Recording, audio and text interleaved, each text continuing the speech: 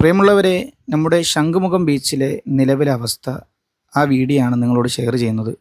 വളരെ തിരക്കുള്ള ഈ ഭാഗങ്ങളൊക്കെ ഇന്ന് തിരക്കൊഴിഞ്ഞിരിക്കുകയാണ്.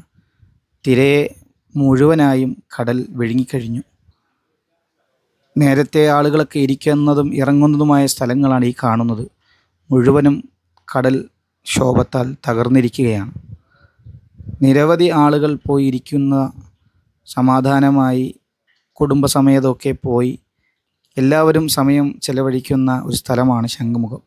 കോഴിക്കോട് ജില്ലയിലൊക്കെ കോഴിക്കോട് ബീച്ച് പോലെ തിരുവനന്തപുരത്തുകാരുടെ ഒരു ബീച്ചാണ് ശംഖുമുഖം ബീച്ച്.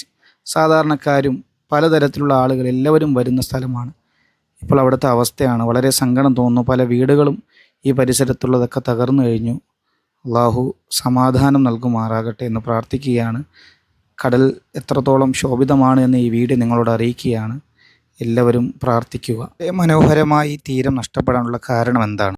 ഇങ്ങനെ ആകാനുള്ള കാരണം അറിയുന്നവർ ഒന്ന് കമൻറ്റ് ചെയ്യുക.